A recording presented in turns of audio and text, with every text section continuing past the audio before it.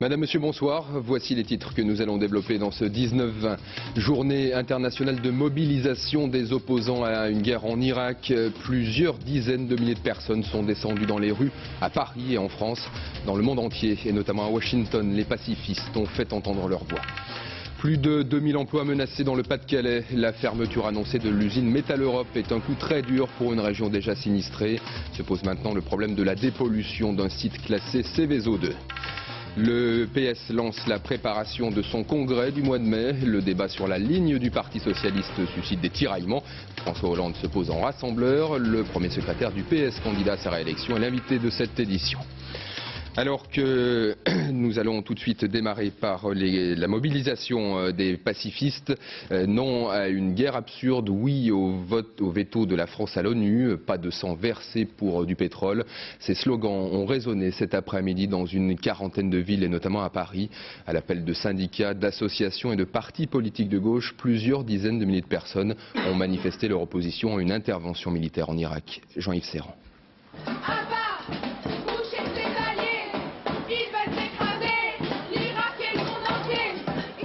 Ils chantent contre la guerre, mais d'abord contre l'impérialisme américain. À Paris cet après-midi, ils étaient 6 000 d'après la police, 20 000 d'après les manifestants. Étudiants, retraités, parmi eux peu de figures connues, mais des citoyens qui veulent se faire entendre. C'est pour dire non à Bush, à Blair et à tous les politiques qui veulent cette guerre. C'est le peuple qui doit se révolter, c'est pas forcément les intellectuels. Et à Jacques Chirac, il demande plus de clarté. Je pense que l'attitude de Chirac, en tout cas, est pas très nette. J'aimerais qu'elle soit beaucoup plus franche pour dire non à une guerre d'agression contre l'Irak. Pour eux, il ne s'agit pas de défendre Saddam Hussein, mais de trouver un autre moyen d'amener la démocratie en Irak. On ne peut pas faire le bonheur des peuples malgré eux. Je crois que c'est au peuple irakien à trouver en lui les forces nécessaires au renversement de Saddam Hussein et de sa dictature. Ah bah, George Bush, ah bah, Israël, qu'elle tombe Israël, il faut qu'il tombe Sharon. Et déjà, des accrochages entre manifestants juifs et musulmans qui préfigurent une probable division des communautés en France en cas de conflit. Toutes les grandes villes de France ont défilé. Sur la Canebière, à Marseille, 10 000 personnes avaient les mêmes slogans. Plusieurs milliers également, comme ici à Toulouse. Quant aux antimilitaristes historiques, eux, ils avaient rendez-vous sur le plateau du Larzac. Les pacifistes se sont mobilisés dans le monde entier contre la guerre en Irak, de Washington au Caire en passant par Londres et Moscou. Les adversaires d'une intervention militaire sont descendus dans les rues. Olivier Sainte-Marie. La manifestation a débuté il y a un peu plus d'une heure à Washington.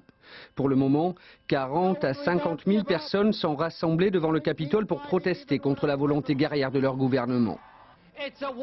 C'est une guerre pour le pétrole. C'est une guerre qui enrichira les marchands d'armes. 71% des Américains pensent néanmoins que Bagdad détient des armes de destruction massive. Certains vétérans de la guerre sont d'ailleurs très favorables à une action militaire en Irak. Nous avons perdu plus de personnes au World Trade Center qu'à Pearl Harbor. Et nous avons le droit de nous défendre. Depuis le début de la crise, Tony Blair est le principal allié des États-Unis. Une politique que dénoncent de nombreux Britanniques. Ici à Londres, mais également à Manchester, Birmingham et Nottingham. Des milliers de personnes ont défilé pour protester contre une éventuelle attaque de l'Irak. Pour ces Allemands, le message est clair. Ils étaient plus de 5000 à défiler cet après-midi, comme ici dans les rues de Rostock, au nord-est du pays. Un grand colloque sur l'Irak se tient également ce week-end à Göttingen. Une gigantesque manifestation contre une offensive sur Bagdad est prévue le 15 février à Berlin. À Rawalpindi, la ville jumelle d'Islamabad au Pakistan, plus d'1 millier de personnes, parmi lesquelles de nombreux lycéens, ont formé une chaîne humaine. Des enfants portaient des colombes en papier pour symboliser leur attachement à la paix. Pour éviter tout débordement, un important dispositif policier a été déployé dans les rues du Caire, dans la capitale égyptienne. Seules quelques centaines de personnes ont pu manifester.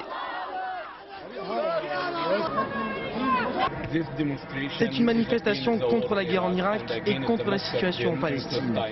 C'est également contre ce que notre gouvernement est en train de faire. Il ne permet pas au peuple de s'exprimer librement.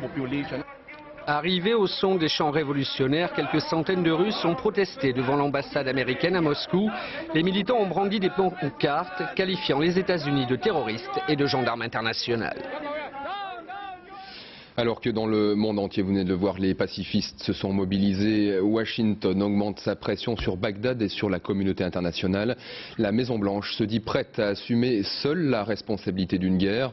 À Bagdad, où Hans Blix, le chef des inspecteurs en désarmement, doit se rendre demain, la mission des experts se poursuit avec aujourd'hui une découverte qui pourrait s'avérer déterminante. Stéphane Dubin. Les inspecteurs continuent de visiter les sites suspects. Mais la découverte du jour, c'est au domicile d'un scientifique irakien qu'ils l'ont faite. Après les 12 roquettes non déclarées par les Irakiens, il s'agit maintenant de documents. Selon Mohamed El Baredei, le chef de l'AIEA, les experts auraient découvert 3000 pages non déclarées traitant d'une technologie d'enrichissement d'uranium. Demain, Hans Blix, l'autre chef des inspecteurs, sera à Bagdad avec la ferme intention de demander des comptes aux Irakiens. Nous avons pu accéder rapidement au site suspect. C'est très bien, mais sur le fond, le degré de coopération n'est pas suffisant. Il nous faut une coopération sincère et véritable. Plus de coopération, c'est également ce qu'exigent les États-Unis. Des documents dissimulés, des roquettes chimiques non déclarées, le ton monte à la Maison-Blanche. Le fait que l'Irak possède ces armes chimiques interdites, et d'ailleurs en excellent état selon l'ONU, constitue pour nous un fait sérieux et troublant. Aujourd'hui, 7 nouveaux navires américains ont appareillé pour la région du Golfe. La découverte de ces 3000 pages de documents va renforcer la détermination des États-Unis.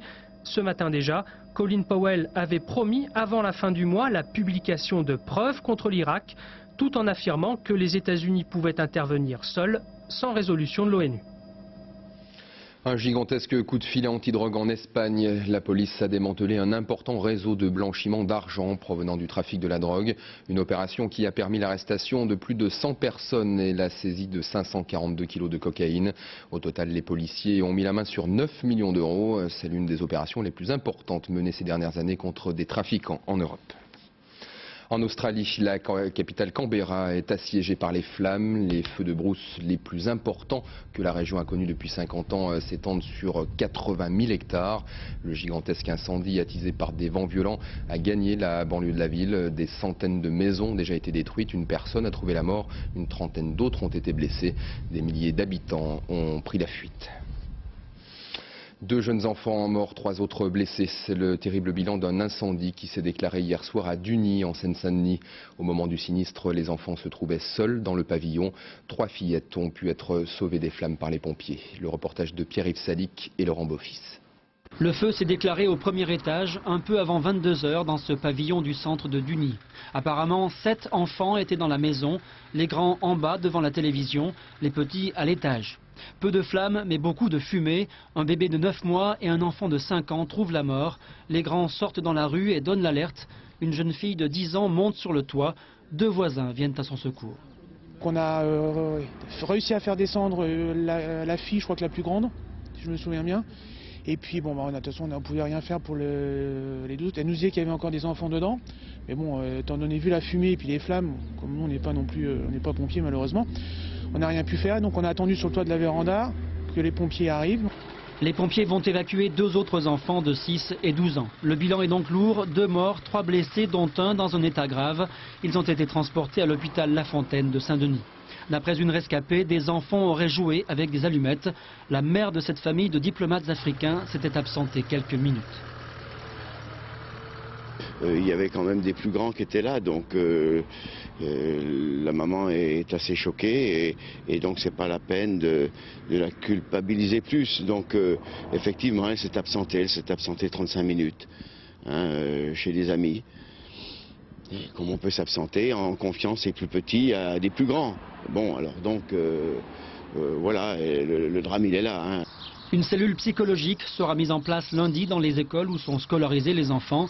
La famille sera relogée dans la commune. La police judiciaire de Bobigny est chargée de l'enquête. La fermeture annoncée de l'usine Metaleurop à Noyelles-Godault dans le Pas-de-Calais. Plus de 2000 emplois directs et indirects sont menacés.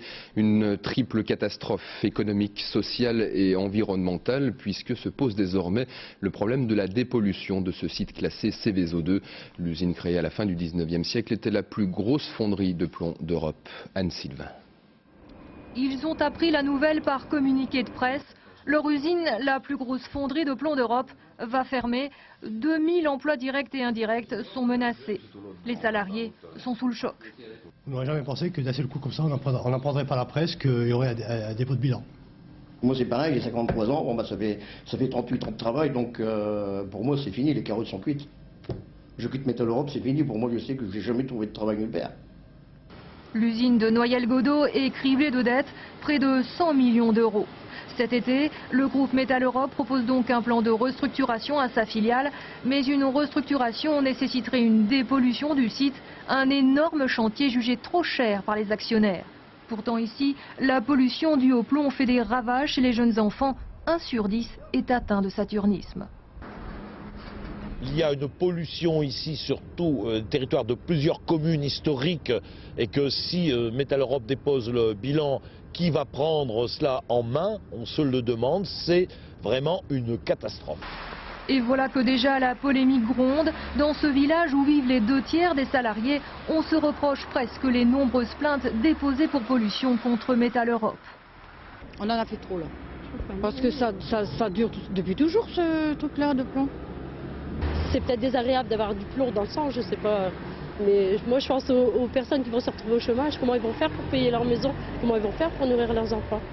Aujourd'hui, le ministre de la fonction publique, Jean-Paul Delevoye, s'est rendu sur place. Il a promis que les choses n'allaient pas en rester là.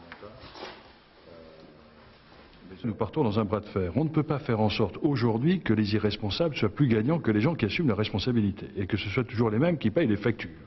Lundi, un comité d'entreprise exceptionnel se tiendra sur le site. Avec un taux de chômage de 25%, la région devra maintenant faire face à une triple fracture sociale, économique et environnementale. François Bayrou a été réélu hier soir à la tête de l'UDF avec plus de 95% des suffrages. Le président du parti centriste qui tient ce week-end son congrès à la Mutualité à Paris a décidé de passer à l'offensive. L'UDF met en place sa stratégie d'indépendance vis-à-vis de l'UMP, le parti chiracien très critiqué hier soir par François Bayrou qui se place déjà dans la perspective de la présidentielle de 2007. De son côté, le Parti socialiste tient ce week-end à Paris son conseil national pour tenter de définir sa future ligne. À 4 mois du congrès de Dijon, François Hollande se pose en rassembleur d'un PS tiraillé. Le premier secrétaire qui est notre invité doit faire face à une opposition interne bien décidée à prendre les rênes d'un parti en pleine reconstruction. Reportage Catherine Demangin, Jean-Jacques Buty. Le rendez-vous était important pour les socialistes. C'est aujourd'hui qu'ils présentaient leur contribution au prochain congrès du PS, prévu en mai, et il y aura matière à débat. Une quinzaine de textes, pas moins, ont été déposés. Pour certains, comme Dominique Strauss-Kahn, ce trop-plein révèle surtout des ambitions personnelles et ne va pas faciliter la tâche de François Hollande. Aujourd'hui, nous avons besoin de l'union, nous avons besoin de nous réunir. Les réformistes n'ont pas encore gagné dans le parti. Et la position du premier secrétaire n'est pas assurée. Et donc je pense qu'aujourd'hui, il ne faut pas l'affaiblir, il faut le renforcer. Le reproche vise directement Martine Aubry, qui signe sa propre contribution. Elle s'insurge contre les piques de son camarade. Je souhaiterais que ceux qui n'ont pas le courage de défendre leurs idées, sauf dans des déjeuners particuliers avec des journalistes, dans des dîners en ville, avec la gauche et la droite parisienne réunies parce qu'ils sont modernes, eh bien respectent ceux qui, depuis toujours, ont un engagement de gauche, des valeurs de gauche et n'ont pas peur du débat. Si la plupart des textes se ressemblent, certains révèlent de vraies divergences, comme celui d'Henri Emmanuelli sur une ligne très à gauche. Le débat, il est entre ceux qui louchent, je dis bien qui louchent du côté du centre droit ou du centre gauche, et ceux qui veulent rassembler la gauche depuis les frontières de l'extrême gauche jusqu'au centre gauche pour le coup, sans oublier la gauche associative. Même si ça discutait, hein, j'ai vu les discussions. À François Hollande de convaincre une majorité de se rassembler derrière lui, il a 4 mois pour y parvenir. L'invité de ce 19-20, le premier secrétaire du Parti Socialiste, François Hollande, bonsoir. Bonsoir. 16 contributions, 16 visions différentes de l'avenir du parti. Après le séisme du 21 avril, les militants réclamaient le débat. Là, ils sont servis, hein, il se passe des choses chez vous. Le Parti Socialiste, ça a toujours été un parti de débat, donc il ne faut pas s'en plaindre. Et on a eu déjà pendant plusieurs mois, à travers une expression militante, énormément de contributions personnelles ou de sections, de fédérations, et c'était nécessaire. Maintenant, mon rôle, puisque ce débat a été ouvert à mon initiative, c'est de rassembler. Rassembler les socialistes sur une ligne claire, une ligne de gauche, une ligne aussi qui est capable de renouveler les idées, renouveler les relations avec la société. C'est nécessaire après le traumatisme, la crise du 21 avril qui démontre combien la politique doit se réconcilier avec les Français. Et puis c'est mon rôle aussi de transformer le Parti Socialiste. Apparemment, vous n'avez pas convaincu tous vos adversaires, là, Henri Emmanuelli notamment. Mais c'est normal qu'il y ait des critiques qui sont émises.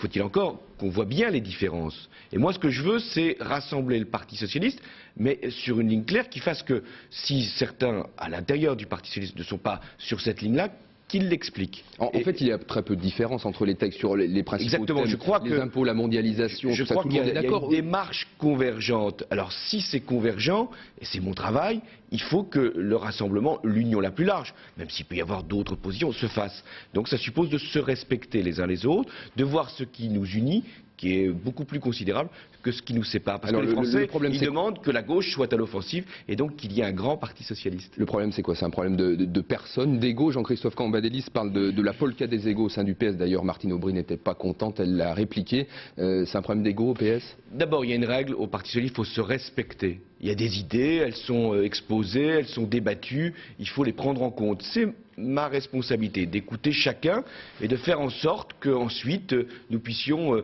nous réunir et nous rassembler. Donc respectons-nous, respectons les idées, faisons un vrai débat, clarifions ce qui nous unit, ce qui nous sépare, et puis j'y veillerai, rassemblons-nous, parce qu'il faut un Parti socialiste fort dans les jours qui viennent, dans les semaines qui viennent. Il y a une politique de droite, il faut la combattre, il y a une situation internationale difficile, il faut être là. François Hollande, il y avait un grand absent cet après-midi au Conseil national. Vous savez de qui je parle. Au PS, il y a ceux qui espèrent et ceux qui redoutent un éventuel retour de Lionel Jospin. Vous faites partie de quelle catégorie ? Moi, je ne fais partie d'aucune catégorie. Je suis l'ami de Lionel Jospin, parce que c'est de lui dont vous parlez. Vous savez quel a été son choix. Il garde le silence, il ne le gardera pas toujours. Et les socialistes doivent avoir à la fois le plus grand respect pour Lionel Jospin, la plus grande liberté qui lui est accordée pour ce qu'il fera, ce qu'il jugera bon. Et puis nous, il faut travailler. On parle beaucoup de son retour sur la scène médiatique. Ça sera quand? Où? Il vous en a parlé? Écoutez, lorsqu'il fera...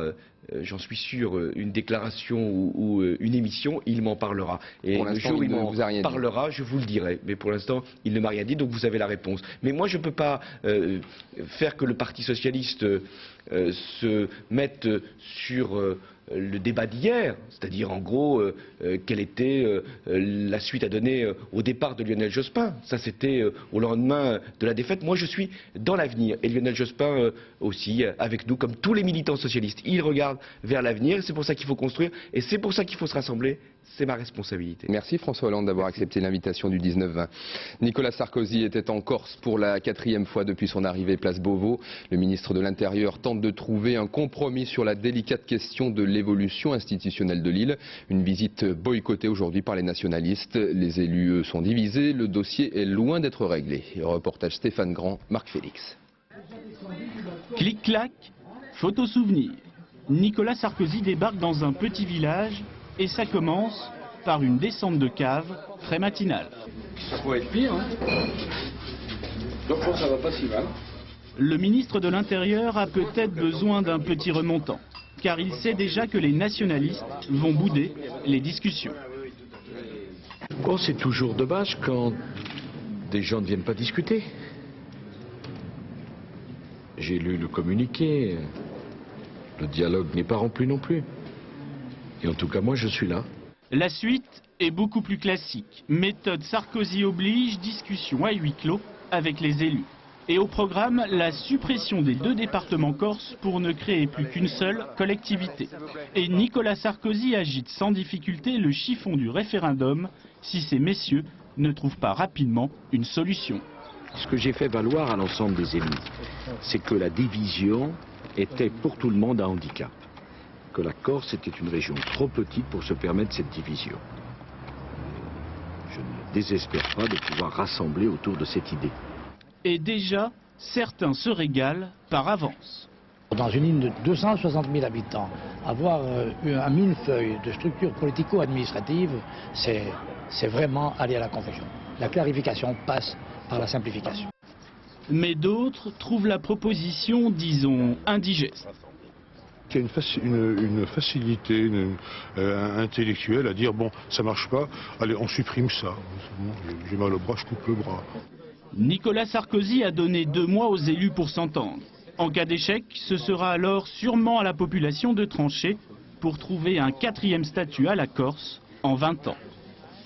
La piste du Dakar avec un coup de théâtre cet après-midi à la veille de l'arrivée à Sharm el-Sheikh en Égypte. L'incontestable leader de la catégorie auto, le français Stéphane Peterhansel, qui filait tout droit vers la victoire finale, a été stoppé net. Une panne fatale qui profite au japonais Masuoka. Christian Réunif. Il a perdu toutes ses illusions. Un simple problème mécanique. Un radiateur qui fuit, la poisse. Alors, avec son copilote, il répare. Et puis, à 43 km de l'arrivée, ses espoirs s'envolent. Une pierre brise net son triangle de direction. Roue arrachée, podium oublié, alors qu'il avait course gagnée. Après 8552 km, Peterhansel a donc perdu le Dakar 2003 à moins de 150 km de l'arrivée. Pour moi, c'était la spéciale la plus dure du rallye. C'était une spéciale très très difficile dans les cailloux et tout, dans les canyons et tout. Ça a été vraiment une horreur. Donc voilà quoi. Je veux dire, Stéphane n'a pas dû avoir de chance. Il a dû avoir un problème de radiateur. Et puis après, il y avait de quoi exploser n'importe quelle voiture. À 150 km près, Peterhansel aurait pu être le 2e Français après Hubert Auriol à remporter l'épreuve en moto et en auto. Les routes africaines en ont décidé autrement. Ce soir, au classement général, c'est Hiroshi Masuoka, son coéquipier, qui est en tête du classement général, devant Jean-Pierre Fontenay et Miki Biazon, à 24 heures de l'arrivée finale à Sharm el-Sheikh. Les 8e de finale de la Coupe de la Ligue de football avec cet après-midi la qualification de l'AS Saint-Etienne. À Geoffroy Guichard, les Verts ont battu Le Mans 3-2. But victorieux pour Saint-Etienne inscrit dans le dernier quart d'heure par Lilian Compan, but de Chaverria juste avant. Et puis la surprise est venue en fait de Sochaux. Les Sochaléens viennent d'éliminer au tir au but l'Olympique Lyonnais. 5 tirs au but à 3. Il y avait 3 partout à l'issue des prolongations. Victoire et qualification de Sochaux pour les quarts de finale. Ni Dieu ni maître, 10 ans après la disparition de Léo Ferré, la danseuse et chorégraphe Marie-Claude Pietragala met en scène un voyage à travers les textes et la musique du poète libertaire. Une création mondiale au théâtre Tourski de Marseille où Dominique Poncet et Nathalie Berthier ont assisté à l'une des dernières répétitions. Répéter et créer encore pour continuer à surprendre. Aujourd'hui, Pietragala part à la rencontre de Léo Ferré. Quand j'étais enfant, j'étais bercée par tous ses textes, par tout son univers musical. Et depuis, depuis sa mort, on fait rien pour Léo Ferré. Avec le temps. Il y aura 10 ans cette année que le poète anarchiste, qui chanta comme personne Aragon, Verlaine et Rimbaud, a disparu. Pietragala a voulu célébrer cet anniversaire, à sa façon, en écrivant une chorégraphie. Au détour d'un regard, entre les mots, entre les lignes et sous le phare d'un serment maquillé qui s'en va faire sa nuit. J'ai essayé de sculpter la poésie à travers le corps. Et c'est vrai que c'est un exercice très délicat parce qu'il y a beaucoup de thèmes chez Léo. Il y a l'amour, il y a la passion, il y a la révolte, il y a la mélancolie. Alors il a fallu faire un choix. Dans la clarté d'un pâle réverbère passe une demoiselle aux petits airs charmants. Il y a beaucoup de violence dans le monde de Léo, mais il y a aussi beaucoup de nostalgie, il y a beaucoup de tendresse finalement, parce que c'est pas de la violence gratuite, c'est une violence contenue qui est présente en chacun de nous, je pense, mais qui est là, qui essaye d'être au service d'idées ou au service de convictions. Des larmes qui peut-être Pietragala a intitulé sa chorégraphie « Ni Dieu ni maître ». Très loin des conventions contraignantes du classique, elle la danse pieds nus, cheveux lâchés. Dans un instant, le journal des journaux et la météo de Florence Klein. Le dernier journal, le soir 3, avec Jean-Sébastien Fernandez aux alentours de minuit. 20h50 du football et la Coupe de la Ligue. Marseille-Créteil. Très bonne soirée et à demain.